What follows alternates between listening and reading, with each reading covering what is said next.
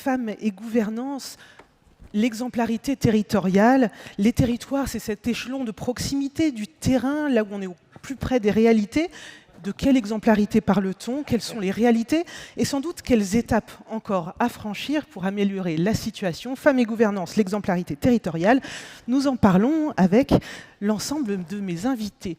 Bonjour mesdames, merci d'avoir accepté l'invitation du LH Forum. Je vous présente rapidement Joséphine Delpera. Vous êtes déléguée générale de l'Observatoire national des élus locaux. Merci d'être là. À vos côtés, Catherine Rivoallon. Vous êtes présidente d'Aropa. Et puis, à vos côtés, Chris Blash. Vous êtes anthropologue et cofondatrice de Genre et Ville, une plateforme d'innovation urbaine. Karine Warin, vous êtes une chef d'entreprise et vous représentez aujourd'hui le réseau Femmes et Challenge, 900 femmes qui sont réunies autour de ce réseau. Et puis également vous, Michel Saban, vous êtes présidente d'honneur de R20 France. Alors nous allons échanger ensemble avec également deux voix que vous représentez. Vous êtes deux membres du Conseil des jeunes citoyens. Mathilde Helg, vous êtes étudiante en sciences politiques au Havre. Et puis Sacha Bondeville, élève de première de l'Institut Saint-Joseph au Havre également. Alors je vous laisse l'honneur d'ouvrir cette séquence d'échange puisque l'on parle toujours des générations futures et c'est bien que vous puissiez ouvrir ce débat. Mathilde Helg, vous avez une question à poser à nos invités. Oui, alors ma question serait où en est-on dans la représentation des femmes dans la gouvernance française en comparaison à d'autres pays européens? Alors peut-être qu'on peut commencer ensemble avec vous, Joséphine Delpera. Oui, bonjour à toutes et tous. Sur le plan européen, on a considérablement rattrapé notre retard en réalité ces dernières années. Après, si on parle en termes de numéraire, si vous voulez, il y a une vingtaine d'années, on était le 11e pays sur 12 au niveau européen en termes de classement de parité en politique. Là, je parle en principe du politique. Par contre, quand on parle de qualitatif, en tout cas, qu'on sort des chiffres et qu'on s'intéresse aux femmes qui sont à la tête des exécutifs, au niveau national, on voit bien qu'on a un gros décalage, un gros retard en France. On n'a encore jamais vu de femme présidente. Et la dernière première ministre qu'on ait connue, c'était déjà il y a plusieurs dizaines d'années. Donc beaucoup de retard à rattraper encore aujourd'hui. Alors Catherine Rivoallon, vous êtes franco-suédoise, je crois, et donc vous avez aussi ce regard tourné vers l'extérieur. Comment vous voyez, vous, cette différence, peut-être culturelle aussi, entre les deux pays? Moi, je suis franco-danoise. Danoise, pardon, excusez-moi. Moi aussi, je suis franco-danoise. Il n'y a pas de problème. Ah ben, très bien. Enchantée.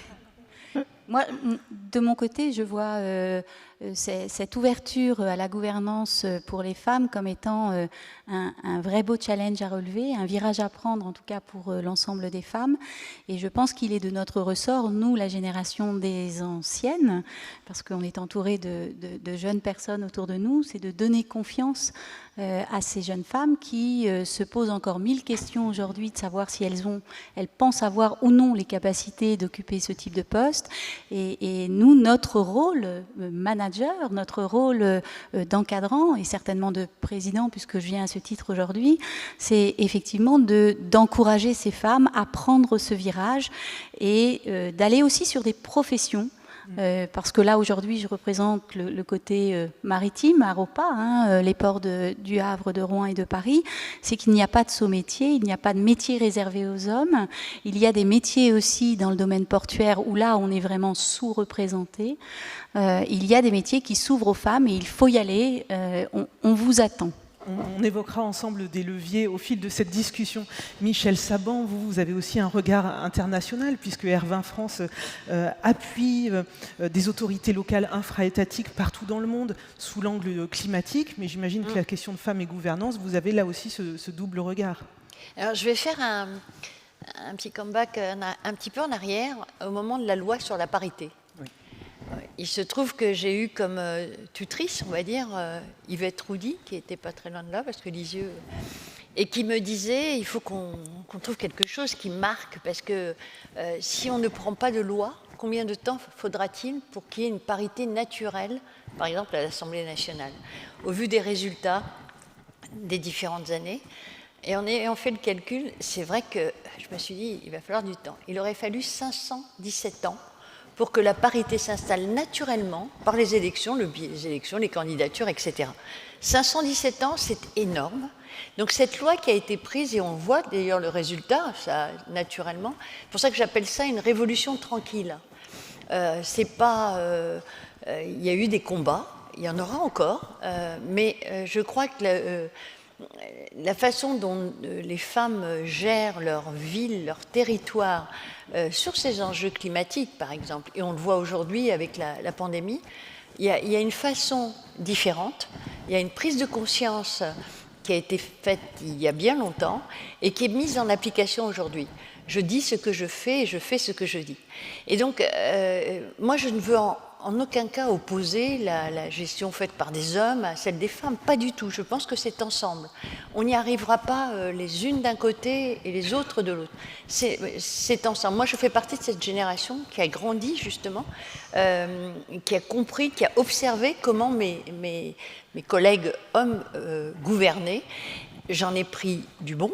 J'ai laissé les défauts de côté et j'ai essayé d'imposer aussi à ma manière certaines marques, et notamment le fait de réunir l'ensemble des régions, parce que je suis convaincue que les territoires sont le niveau le plus sensé, je dirais, pour réaliser des actions, pour mettre en place des projets. Et il est vrai que les territoires, et notamment les régions, c'est le niveau le plus intéressant, parce que vous avez un peu plus de moyens financiers, et puis il est plus facile d'organiser votre vie d'élu, parce que souvent on dit la gouvernance par les femmes, mais il a fallu aussi s'organiser pour que des femmes puissent gouverner.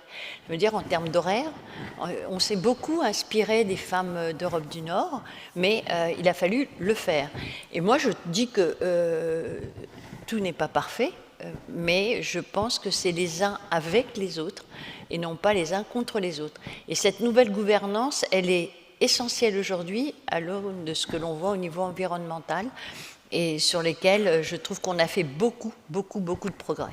Alors Sacha, vous avez entendu Michel Saban a évoqué les lois sur la parité, et justement vous aviez une question qui portait sur cette antériorité et sur les évolutions législatives. Exactement, donc la loi que vous mentionnez a été mise en pratique en 1999, je crois. Et cet accès égalitaire à la gouvernance politique est-il finalement une réalité en pratique ? C'est pour ça que j'ai évoqué la révolution tranquille, ça vient tout doucement.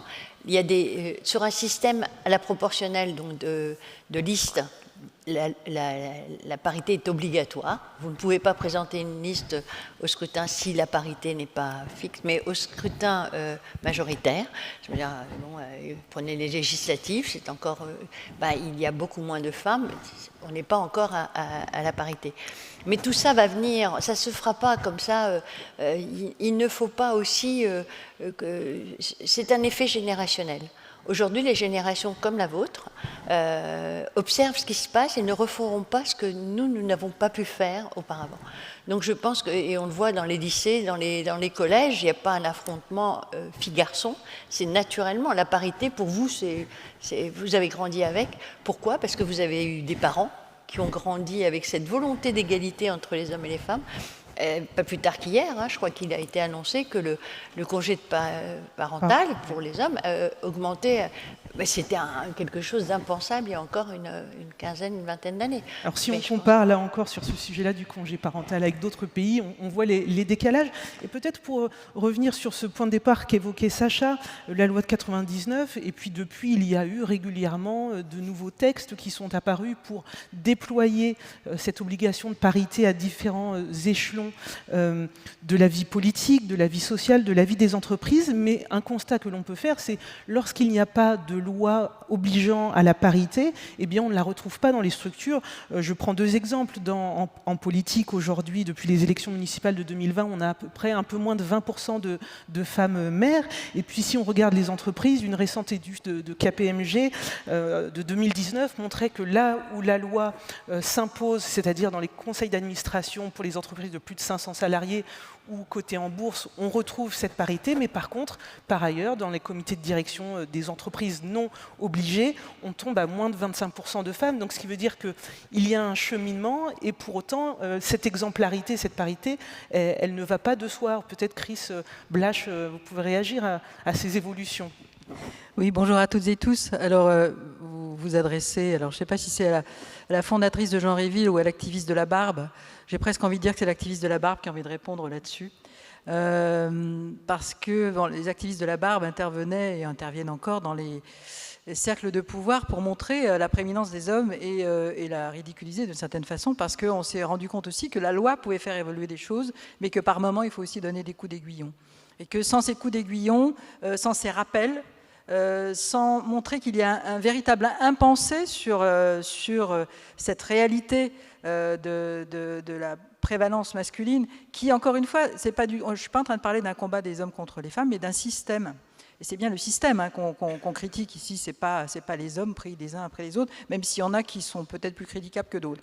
Donc l'idée, c'est vraiment d'aller secouer ce cocotier-là, c'est-à-dire de bouger, et de révéler les choses. Et quand nous travaillons sur le plan urbain, cette fois-ci, et là je reprends ma casquette Henri-Ville, et qu'on travaille sur les territoires, il y a un véritable impensé sur ce que sont les inégalités dans l'espace public. Et il faut qu'on fasse tout un travail d'acculturation auprès des personnes pour qu'enfin on se dise « Ah oui, mais en fait c'est vrai, la ville n'est pas faite pour tout le monde ». Donc on a ça à tous les niveaux, on l'a dans tous les niveaux de gouvernance, et on l'a au niveau du pouvoir. Donc parfois, ce qu'on nous on dit, et enfin, même très souvent, c'est il faut que les hommes lâchent leurs privilèges aussi, parce que sans lâcher les privilèges, comment est-ce qu'on peut faire place? Mais il faut aussi donner la place pour qu'ils puissent lâcher les privilèges, parce qu'on est bien dans de la norme, et ces normes-là, il faut aussi les déconstruire. On peut voir avec l'actualité récente que, par exemple, le congé paternité fait débat. Il est très important qu'on puisse aujourd'hui arriver à des journées supplémentaires pour les hommes et que ce soit imposé aux entreprises, mais on voit bien que les entreprises réagissent, le MEDEF réagit, etc., en se disant « Ah là là, mais qu'est-ce qui va se passer? Moins de productivité ?» Est-ce que ça voudrait dire, dans ce cas, c'est impensé, que les femmes ne seraient pas productives quand elles prennent un congé maternité?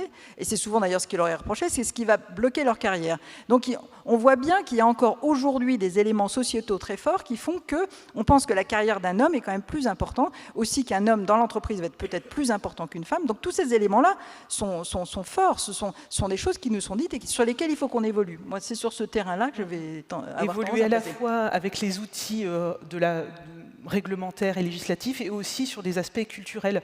Vous, Karine Warin, donc vous êtes chef d'entreprise, comment vous vivez cette question de la gouvernance en entreprise et de la place des femmes? Alors, justement, on parlait de chiffres. Bien souvent, on les retrouve dans le monde dans la même proportion qu'en Europe, dans les grandes structures et aussi dans les plus petites structures, c'est-à-dire 30% de femmes au Parlement, que ce soit dans le monde et en Europe, 10% à la gouvernance, et on retrouve exactement ces proportions en entreprise et dans les tailles d'entreprise, c'est-à-dire qu'on est 35% de femmes chefs d'entreprise, mais 10% avec des structures de plus de 10 salariés. Donc encore une fois, et c'est ce qu'on fait nous à travers Femmes et Challenge par exemple, c'est que la femme a aussi une responsabilité de se dire j'ai des possibilités et je suis aussi sans limite, que ces cas-là ne sont pas des exceptions, parce que les exceptions, on a tendance à dire bon, c'est une exception, on la met de côté, alors qu'on est plutôt des exemples et que les exemples, on les imite. Donc à travers Femmes et Challenge, on fait des actions de promotion dans les écoles, on fait on accompagne dans le mentoring, on propose des fonds d'accompagnement et des suivis de projets pour donner de la dimension aussi aux femmes et à dimensionner leur audace à un moment donné. Et alors justement, lorsque vous accueillez ces femmes au sein du réseau, avec le recul, quelles sont leurs principales attentes ? Quelles sont ces attentes qu'elles expriment? Je pense que tout se passe encore une fois sur la confiance en soi et sur cette culture dès la jeune enfance de se dire je suis capable et j'ai des modèles aussi. On avait peu de modèles et ces modèles-là ont été longtemps fustigés parce que la réussite et la notoriété sont corrélés à des points positifs chez les hommes pendant longtemps et des points négatifs chez les femmes parce que c'était au détriment de la famille, c'était au détriment du foyer, alors qu'aujourd'hui on sait très bien qu'effectivement dans cet équilibre on est capable de porter les choses de la même façon avec nos propres codes. Je suis d'accord avec vous sur le fait on n'a pas à se combattre. Au contraire, la mixité dans les entreprises, il n'y a pas plus moteur de développement et de développement durable. Alors, des exemples inspirants, il en existe sur les territoires. Joséphine Delpera, vous avez notamment travaillé avec des élus locaux sur une charte de l'égalité. Vous pouvez nous en parler ? Oui, tout à fait. La première démarche qu'on a fait pour reprendre un peu l'historique l'an dernier, j'ai accompagné au fil de 90 rencontres dans une 50aine de départements, un peu plus de 2000 femmes qui étaient soit déjà élues locales, soit de potentielles candidates pour les municipales 2020. On a travaillé dans un premier temps à identifier les freins à l'engagement, les craintes pour celles qui étaient candidates à l'idée de s'engager de manière générale en politique et pour celles qui avaient déjà été élues par le passé à l'idée d'aller un peu plus loin, peut-être un peu plus haut et de porter les listes pour les municipales.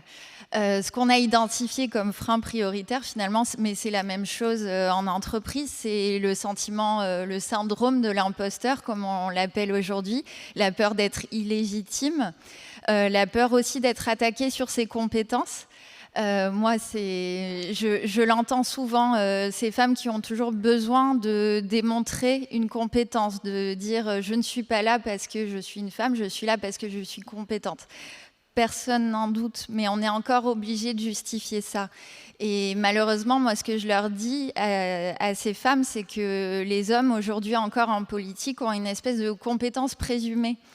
On ne leur demande pas à eux quelles sont leurs compétences. Évidemment qu'ils font leurs preuves, évidemment qu'ils s'engagent, mais il n'y a pas cette attaque sur la compétence. Les autres points, on va en reparler tout à l'heure, c'est la gestion du temps.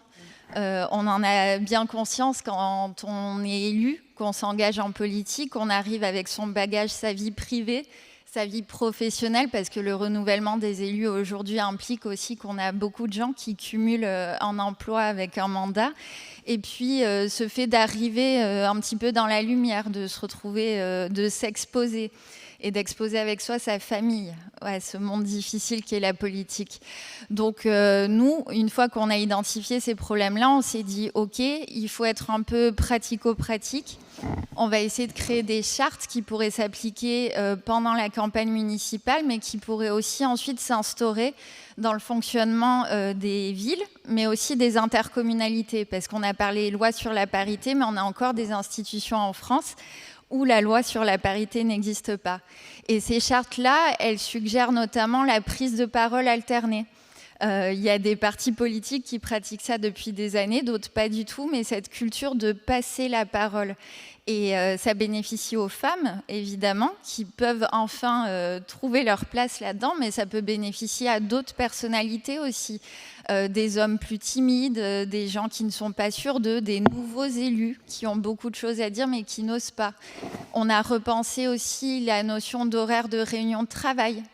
Effectivement, quand on demande des réunions à 18h alors qu'on vient tout juste de sortir les enfants de l'école, que potentiellement, moi je l'ai encore entendu, on attend des femmes, de certaines, de rentrer à la maison, faire à manger pour les enfants et de repartir en réunion, c'est plus ou moins intenable. Donc de redéfinir toutes ces habitudes-là, c'était important et ça a amené notamment à participer, et ça je remercie l'Assemblée et le Sénat pour ce travail, à participer à la loi engagement et proximité qui a été adoptée en décembre 2019, qui a permis un peu de réajuster certaines pratiques et notamment d'intégrer la prise en charge des frais de garde et pour les aidants, les frais justement pour pouvoir exercer le mandat en pouvant garder les enfants.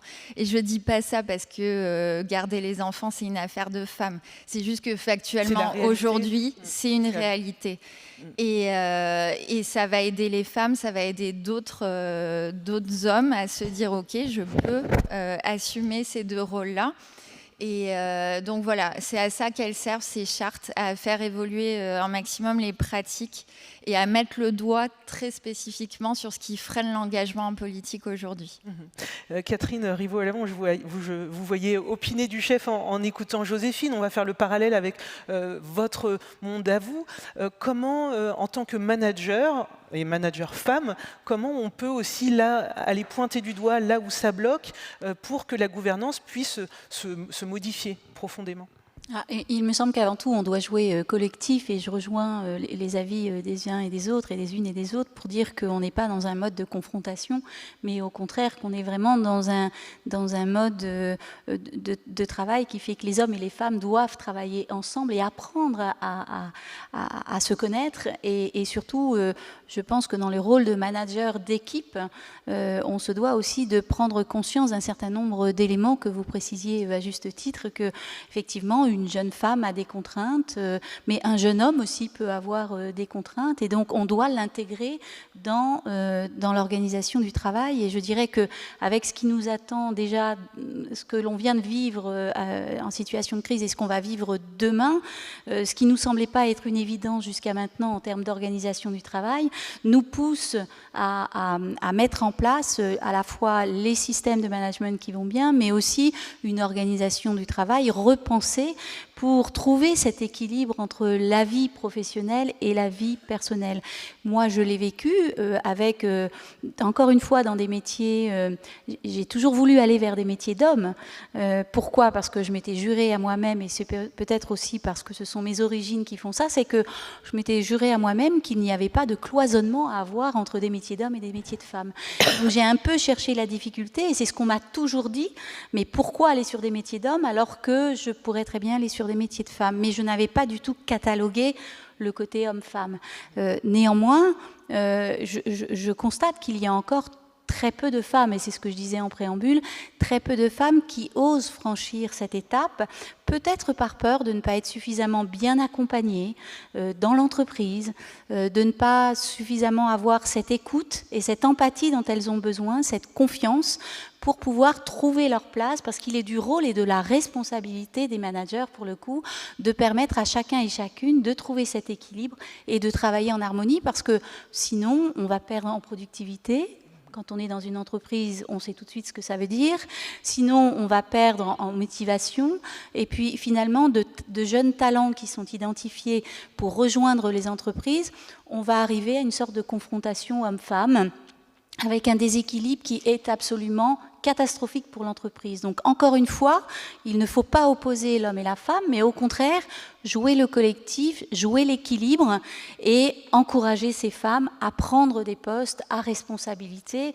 Et tout à l'heure, Mike Horn disait à juste titre qu'il ne faut pas hésiter de confier des responsabilités aux jeunes. Eh bien, il faut donner des responsabilités aux jeunes femmes, aux jeunes hommes, à l'identique de ce que l'on devrait trouver dans toutes les entreprises. Merci. On reviendra aussi encore sur la question de cette distribution des rôles, notamment en politique. Mais avant cela, Michel Saban, une action très concrète qui a été lancée par R20, c'est aussi de mettre en place des fonds dédiés à l'action des femmes. Ça aussi, ça permet très concrètement sur le terrain de changer la donne dans la gouvernance et la mise en œuvre de projets. Tout à fait, ça fait partie de l'autonomie, de l'indépendance des femmes, parce que ça aussi, ça contribue. Mais je fais juste une petite remarque, enfin c'est pas une remarque, c'est pour aller dans votre sens, c'est que bien sûr il faut qu'il y ait plus de femmes qui s'investissent pour pouvoir justement répondre à cette demande d'égalité et de parité. Mais je pense qu'il faut aussi organiser le temps de la ville pour que la femme puisse s'y retrouver. Parce que moi j'ai connu une période où les bureaux de poste n'ouvraient qu'à 8h30, que la crèche n'ouvrait qu'à 8h, et Rome, la ville de Rome avait fait une expérience qui est devenue maintenant c'était El Tempo de la Città. Donc le temps des villes, et pour pouvoir organiser ce temps des villes, ils avaient mis en place un bureau avec hommes, femmes, enfants, seniors et autres, pour pouvoir faire une proposition à la ville de Rome. Anne Hidalgo, quand elle était maire adjointe à Paris, elle avait organisé le bureau des temps. Et le bureau des temps était exactement dans le même objectif, c'est d'organiser la ville dans laquelle elle était adjointe, à l'image de ce qu'elle devait être, notamment en termes de transport, en termes etc. Et on voit la progression qui a été la sienne. Et aujourd'hui, on arrive avec un rapport que vous devez peut-être connaître de Carlos Moreno, qui est la ville du carton. Et la ville du carton, c'est quoi? C'est de pouvoir permettre aux hommes et aux femmes, aux seniors et aux jeunes, d'organiser à un quart d'heure autour de chez eux tout ce qu'ils ont besoin de faire pour pouvoir avoir du temps pour eux, après et ne pas perdre de temps en déplacement. Donc je voulais le dire parce que ça contribue aussi au débat que nous avons. Bien sûr, les femmes élues, très bien, mais élues pour quoi faire ? C'est surtout nos concitoyens qui ont besoin d'être entendus, et on le voit, il y a une demande. La réponse, elle est là, c'est l'abstention qui est aujourd'hui grandissante dans nos villes et dans nos territoires, parce qu'ils ont l'impression qu'on ne les entend pas. Pour certains, ils ne sont pas entendus, ça je suis d'accord. D'autres, peut-être que l'action est longue. Donc le R20, pour revenir un petit peu, nous avions souhaité organiser les régions entre elles, parce que Edgar Faure, en 1986, avait créé l'Assemblée des régions d'Europe. C'est une institution, elle existe toujours, où l'objectif, c'était de faire connaître l'Europe aux jeunes au travers des régions. Parce qu'il est vrai que les régions aujourd'hui, on ne les connaît pas en Europe, alors qu'elles sont... L'Assemblée des régions d'Europe, c'était à peu près 400 régions. Et donc, à la COP 18 à Copenhague, où les choses allaient vraiment très très mal, et on a tous parlé de l'échec de Copenhague. Pour moi, Copenhague a été une réussite. Parce qu'à ce moment-là, nous avons créé le R20, donc sous la même configuration que l'Assemblée des régions d'Europe, nous avons fait l'Assemblée des régions du monde. Mais la diversité que nous avons trouvée est fantastique, et c'est une richesse incroyable, notamment en termes d'élus. Mais pour le R20, et notamment le Fonds vert R20 pour les femmes, nous nous sommes dirigés sur les femmes. Et là, je peux vous dire que... c'est elle qui nous donne la force de créer nos projets. Nous sommes bâtis sur un triptyque qui est économie, écologie et éducation. Si vous n'éduquez pas à l'écologie ou à autre chose, les unes et les autres, on n'y arrivera jamais.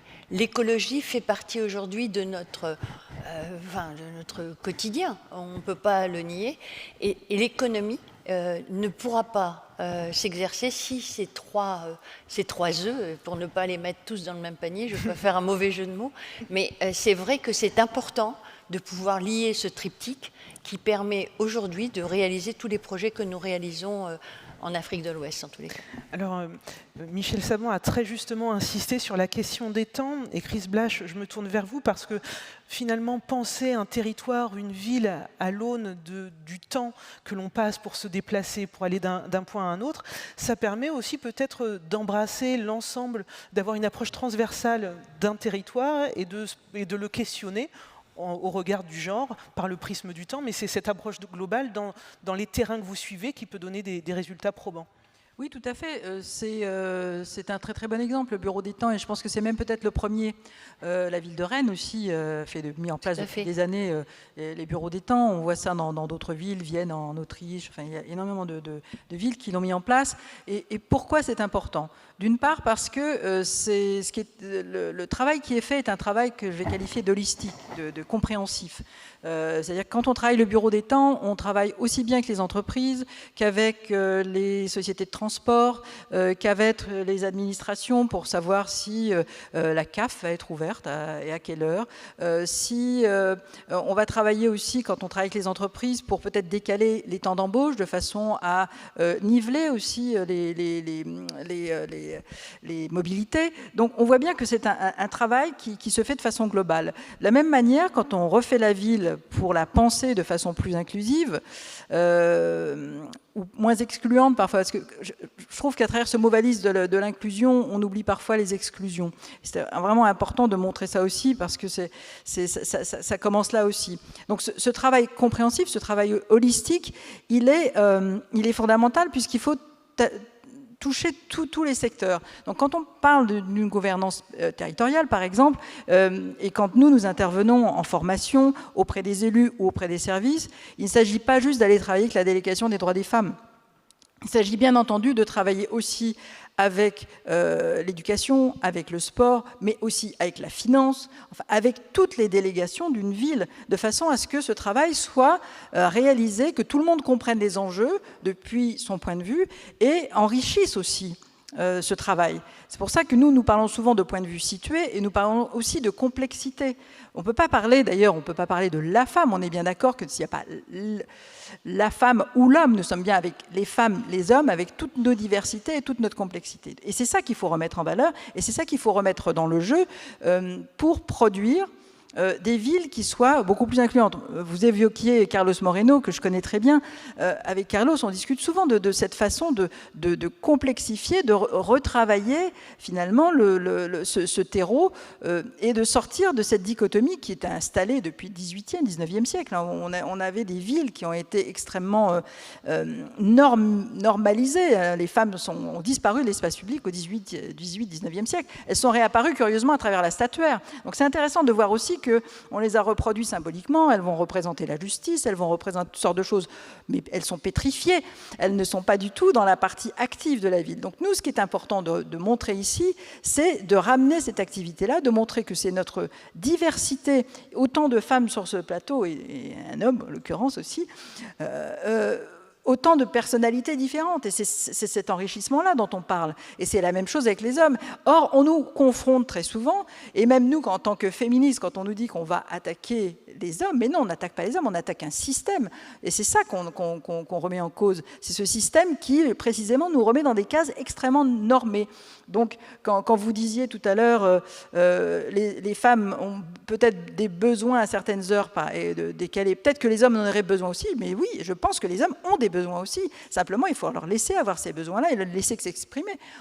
Ils sont dans des injonctions permanentes. Il faut qu'un homme puisse dire à son manager ou à son chef d'entreprise ce soir, je ne peux pas, je garde les enfants. Absolument, mais c'est très, très difficile. Et que ça ne soit pas une honte ou une stigmatisation. C'est extrêmement difficile. Je le vois avec... Et je ne parle pas de gens de ma génération, je parle de jeunes hommes avec qui je parle, mon gendre, toutes sortes qui me disent « Ouais, mais tu te rends compte, ça la fout mal. Si j'y vais pas, ça la fout mal. » Mais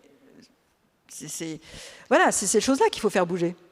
Karine, vous vouliez réagir? Oui, alors sur deux choses. Effectivement, dans les communes, il y a aujourd'hui presque la parité, puisque sur la liste, on est obligé de l'avoir. En revanche, une femme a plutôt réclamé de s'occuper de la petite enfance et du social, et de la voirie et de la sécurité, beaucoup moins. Alors que finalement, il y a beaucoup plus d'intérêt peut-être à un moment donné oui, à échanger les rôles. Et en entreprise, on parle d'espace-temps. Ça vaut aussi en entreprise sur le télétravail, ce que nous, on a instauré chez nous. Je peux vous assurer que les hommes en profitent autant que les femmes. Ils sont ravis de partir plus tôt aussi. Le moment du sport, le midi, pour pouvoir aussi partir plus facilement.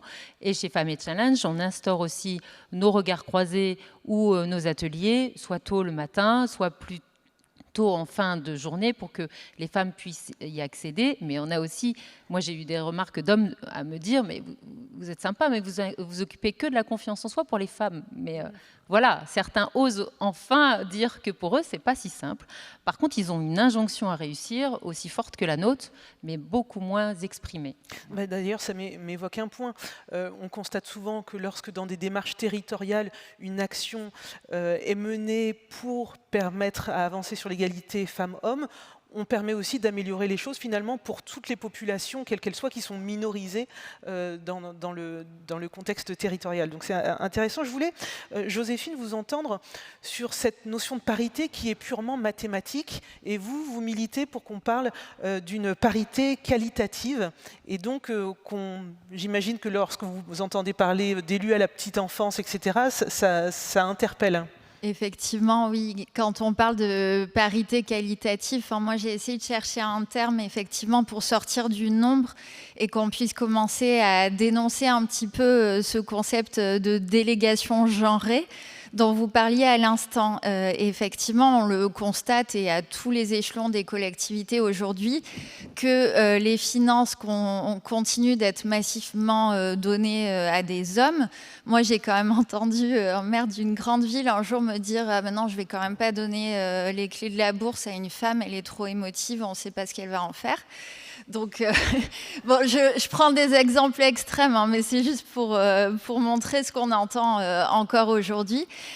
Donc, de s'intéresser justement à sortir un peu des sentiers battus, parce que moi, ce que j'aime, vraiment ce qui me passionne dans le mandat local, c'est que c'est un mandat de proximité, c'est un mandat qui se fait, qui se pense sur son quotidien. Et comme vous disiez, oui, il y a le quotidien des femmes, les femmes dans toute leur diversité, vous l'avez très bien dit. Il y a celui de tous les hommes. Si on veut être inclusif, il faut mélanger les sujets.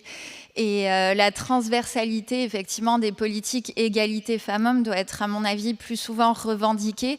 On a tendance à la corneriser dans un coin, à dire, bon, c'est un sujet parmi d'autres, on le gérera ou pas. On lui donnera un budget ou pas. La plupart du temps, la réponse est il n'y a pas de budget. Et là-dessus, je voudrais, parce que j'ai accompagné un petit peu l'équipe de la ville de Bordeaux là, au moment de sa mise en place, la nouvelle équipe. Et ils m'ont appelé, ils m'ont dit où est-ce qu'on met l'égalité femmes-hommes ? On a envie de l'intégrer différemment dans notre politique. Est-ce que c'est bizarre si on la met avec les finances ?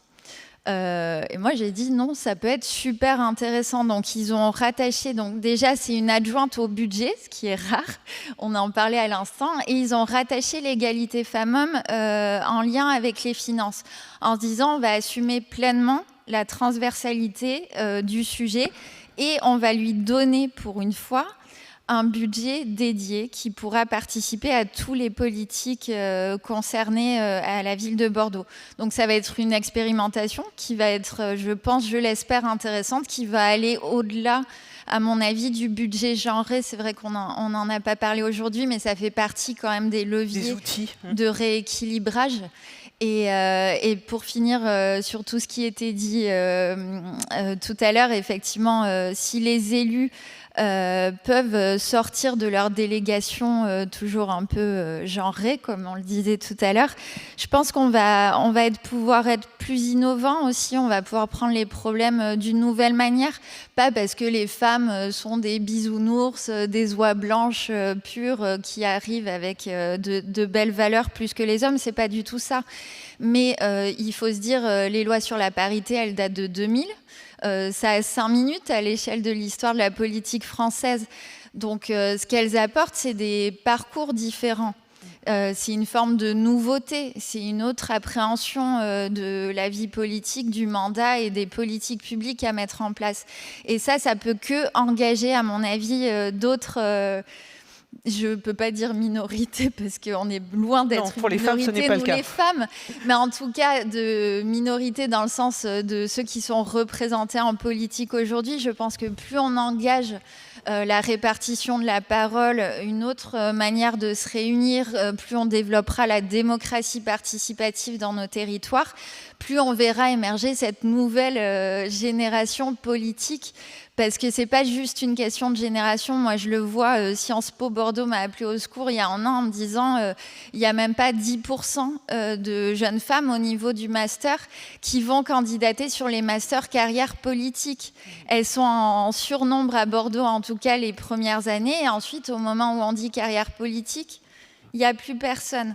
Et c'est des femmes qui ont 20 ans et qui sont comme nous, des militantes féministes revendiquées. Donc on a de gros soucis d'autocensure à rompre encore. Et d'ailleurs, ça fait écho à ce que disait Michel Saban tout à l'heure. Je vais vous laisser rebondir parce que vous disiez l'abstention et puis aussi les femmes qui ne vont pas se présenter parce que finalement, elles sentent qu'on ne leur donne pas une place juste. Alors, déjà, dans la Constitution, le mot parité n'existe pas. C'est égalité. Donc, on n'est pas encore... Parce que la parité protège aussi les hommes comme les femmes. C'est 50-50, c'est pas 49-51. Ça, c'est une chose. Par contre, depuis 2000, il y a quelque chose qui est très peu connu. C'est que dans chacun des ministères... Et le maire du Havre doit le savoir, puisqu'il était le chef d'orchestre un petit peu de tout ça, c'est qu'il y a un conseiller ou une conseillère qui est en charge de l'égalité entre les hommes et les femmes. Ça veut dire qu'à tout niveau de l'État, et ça c'est exceptionnel, et je crois qu'il n'y a que la France qui l'a, vous avez une personne dédiée qu'au moment de la fabrication des budgets, fait en sorte de dire attention, là ça ne va pas aller, sur cette question-là vous n'avez pas assez d'égalité entre les hommes et les femmes. Prenez la question des transports, notamment sur les enveloppes budget de transport, il y a eu beaucoup de remises à niveau parce que justement le conseiller ou la conseillère, depuis 2000 il y a eu je ne sais combien de gouvernements, mais ça n'a jamais été retiré et c'est une chance d'abord pour la France. Et parce que ça permet d'avoir des budgets qui, à long terme, parce que ça ne va pas se faire en un jour, vont arriver à des budgets genrés, même si c'est un peu la dame commerçante ou la maman à côté de l'école, si je lui parle d'un budget genré, elle me dit, moi je regarde mon porte-monnaie, il n'y a que des pièces et des billets. Mais il faut faire aussi attention à la façon dont on leur parle. Mais je crois que là, nous avons un système égalitaire, méconnu, mais qui est très important. Et ça, la révolution tranquille dont je parlais tout à l'heure, elle vient par des gestes et des actions pareilles. Donc voilà, moi je suis plutôt très optimiste là-dessus. J'ai fait partie des combats des femmes pendant des années. Le mot combat, on essaye de ne plus le mettre, parce qu'on n'est plus dans un combat. On a été dans le combat, on a été dans le débat, maintenant il faut être dans la réalisation. Et moi je fais confiance aux jeunes là, qui sont avec nous, et je sais qu'il y en a d'autres dans la salle, parce qu'ils appréhendent la question différemment que nous-mêmes, parce qu'ils ont été éduqués d'une autre façon, c'est tout. D'ailleurs, je vous l'annonce, on redonnera tout à l'heure la parole en fin de table ronde à Mathilde et à Sacha pour avoir leur regard, parce qu'ils comptent absolument, c'est indispensable. Vous avez parlé d'argent, Joséphine et Michel, et en préparant cette séquence, Chris Blash, vous m'avez parlé d'un exemple. Moi, j'aime bien qu'on aille s'inspirer à l'international de la ville de Barcelone qui a investi beaucoup. Vous pouvez nous en dire quelques mots pour qu'on... Oui, c'est intéressant parce que, encore une fois, mener des politiques et agir, je suis bien d'accord avec vous, mais il faut absolument pouvoir, à un moment donné, mettre l'argent derrière. On est d'accord. Et je donnais l'exemple suivant, c'est que si on regarde la ville de Paris, qui est loin d'être la dernière à faire des choses sur l'égalité, puisque nous on travaille avec la ville, on travaille avec Anne Hidalgo, avec Hélène Bidard, sur ces sujets, il n'en reste pas moins qu'au service égalité, il y a 4 personnes. À Barcelone, il y en a 50. Voilà. Ça donne l'idée de ce qui peut se passer. Alors, c'est 50 personnes qui vont être, mais comme vous l'avez dit par rapport au ministère, qui sont dédiées et qui sont réparties à la fois sur les sujets très spécifiques, mais aussi qui sont réparties à l'intérieur de toutes les délégations. Berlin fait la même chose, et ça fait presque 40 ans que ça existe à Berlin. Il y a des groupes de femmes qui ont été institutionnalisés pour accompagner les choses. Donc, il y a énormément de villes qui ont pris ce sujet à bras-le-corps et qui donnent les moyens. Et ça, c'est un vrai sujet, parce que je vous donnerai un exemple. Nous, on travaille aussi avec des promoteurs. On est appelé aussi pour réfléchir. C'est souvent du gender washing. C'est très, très sympa d'avoir Jean Réville sur l'appel d'offres et pour essayer de remporter la mise. Et après, on ne nous rappelle plus. C'était juste pour avoir le label.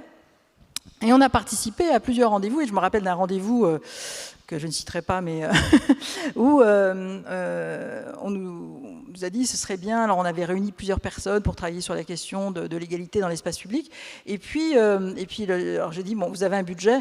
Ah oui, mais on a vraiment très peu de choses. Et pendant ce temps-là, ils nous avaient comme raconté pendant la réunion qu'ils avaient fait sur les villes des études aérodynamiques pour montrer qu'après, la ville serait plus confortable. Et je leur dis, mais attendez, mais pour les études aérodynamiques, pareil, vous avez dit, on va vous payer avec 3 petites cacahuètes qu'on va vous donner comme ça? Ou est-ce que vous avez lâché l'argent? Et c'est bien ça, c'est que sur les questions structurelles, l'argent part. Si vous faites la ville, on parlait de la ville durable, moi combien de fois j'ai cité cet exemple, les potelets qu'on met sur les trottoirs pour empêcher les voitures d'aller sur les trottoirs, ça coûte à peu près entre 150 et 300 € pièce. Il y en a tous les 1,50 m sur une rue, faites le calcul.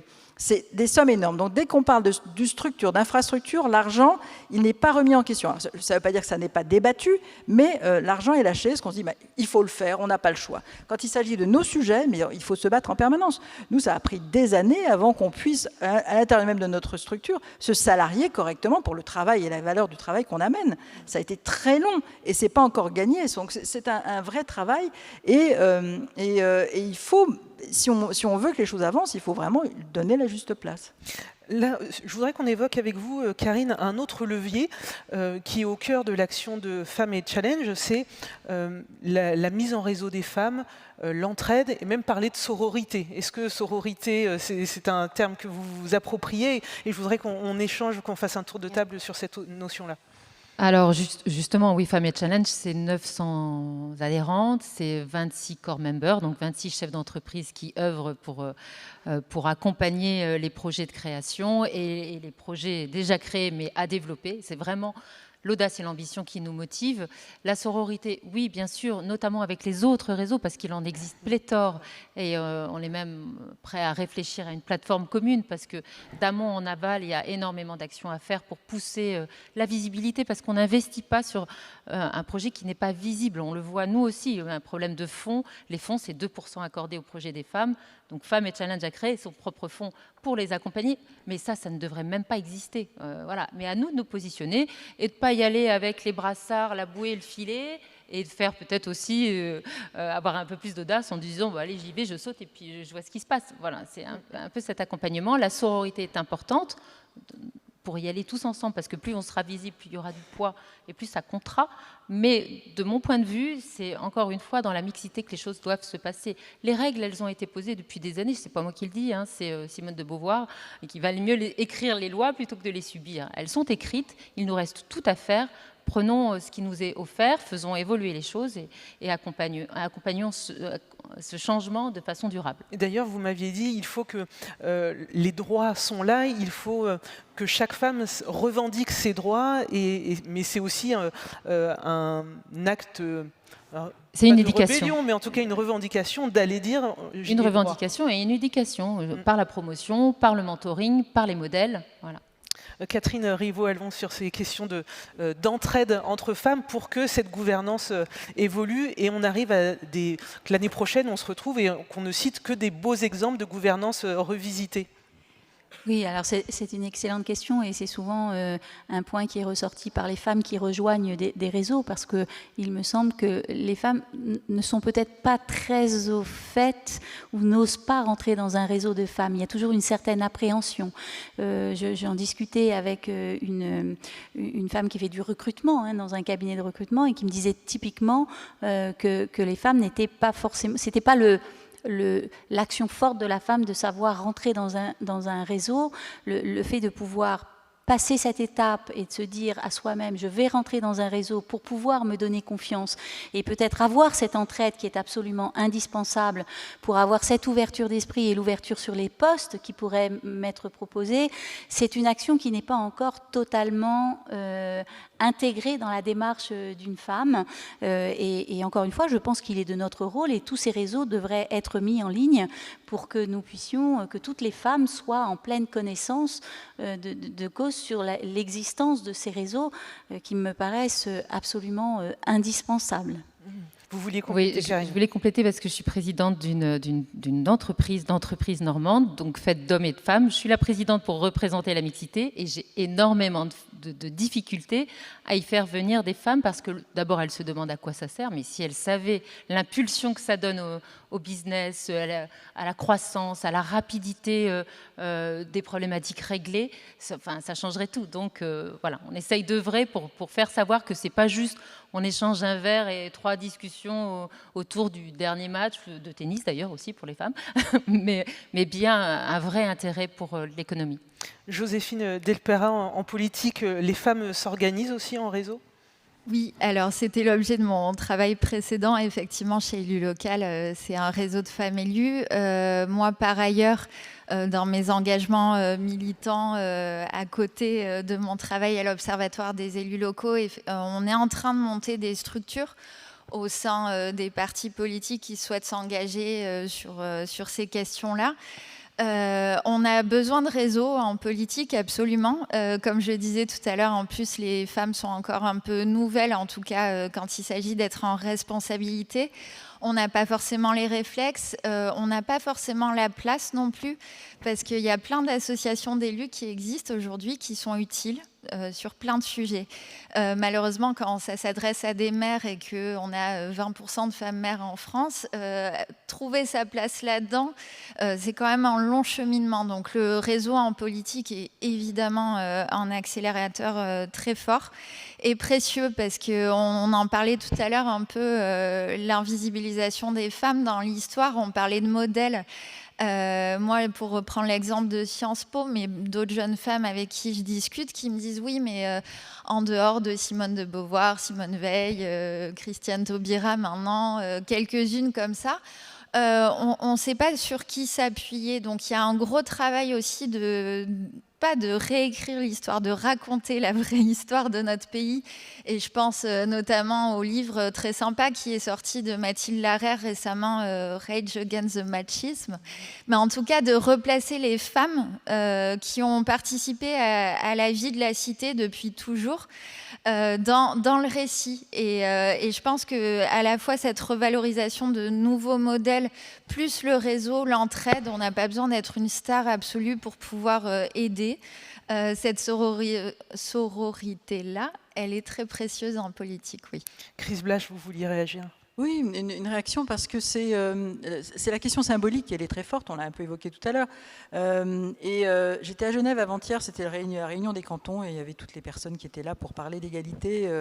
Il y avait l'ancienne maire de Genève, Madame Salerno, qui disait « Attention, parce que le symbolique, c'est pas anecdotique, c'est central ».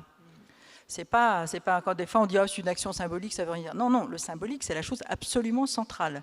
Et donc, ramener les femmes dans cet univers symbolique, c'est-à-dire pouvoir les montrer et pouvoir aussi s'affirmer, se reconnaître, hein, ça a été dit, de pouvoir dire j'aspire à quelque chose parce que je me suis reconnue, c'est quelque chose d'extrêmement important. C'est une des raisons pour lesquelles, par exemple, nous avons travaillé sur la refonte de la place du Panthéon à Paris.